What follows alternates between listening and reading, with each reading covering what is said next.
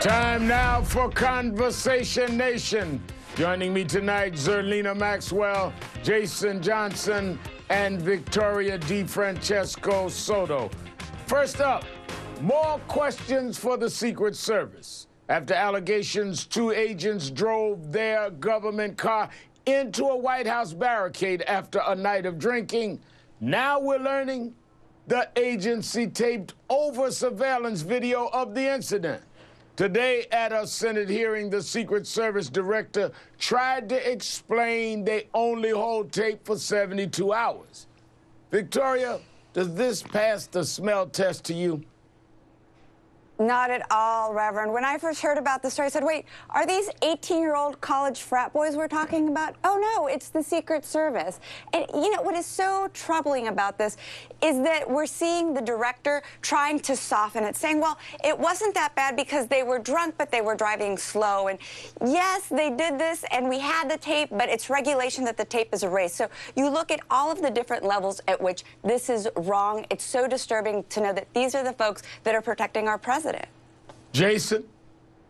First off, to me, is it 1992? When's the last time somebody taped over anything? That's ridiculous. Okay, so on a practical level, it doesn't make any sense that they can't archive almost any video that you might need. It's for presidential protection. But if you look at it, Rev, you know, there was a story out on Slate this week. There have been 37 instances of alcohol-related penalties within the Secret Service, 26 of which resulted in people losing security clearance over the last 9 years. This is a problem. The agency has a drinking problem, and the erasing of this tape isn't going to hide the bigger stink that they're dealing with.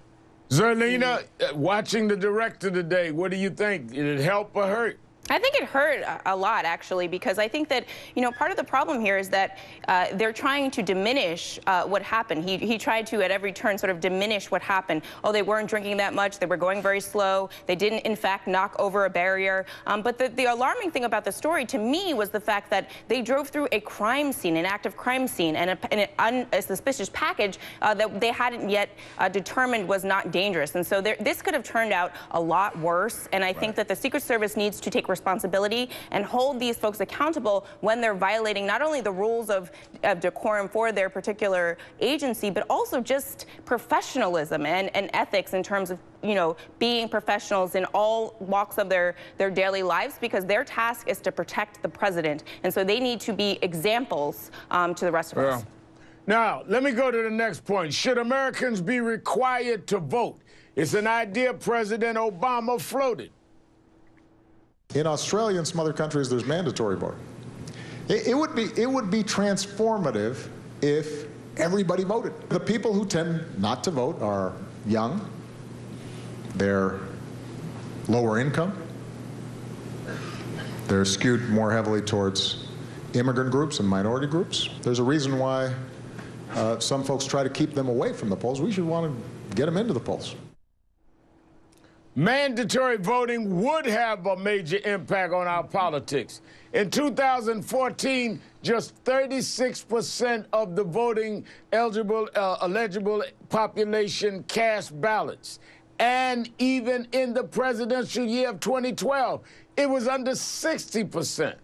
Zerlina, the right-wing blogs are screaming, saying he's forcing people to vote. He's making a point. If everyone voted, it would be transformative.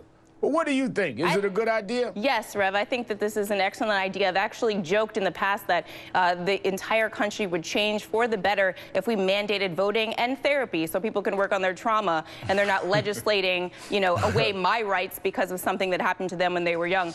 So I think that mandatory voting would be an excellent idea because it helps us all self-determine. I disagree. Look, I'm a bit of a libertarian when it comes to this. It would be great if everybody did turn out to vote. It would be great if we had more access to voting. But I don't believe, if you want to be dumb and have leaders that you didn't have any influence over, fine, don't vote. But I don't think people should be compelled to vote. Works great for Australia, not for us. All right. What do you think, Ms. Soto? I agree with Jason on this one. I do not think we should have mandatory voting. But what I do think we should do is do away with the barriers to voting. So let's do away with the registration barriers. Let's do away to the voting day barriers. I mean, look at here in Texas how hard they have made voting with the new voter ID. So I think we need to look at that. Also, re-enfranchising felons and get at the issue of voting from the other way instead of making it mandatory.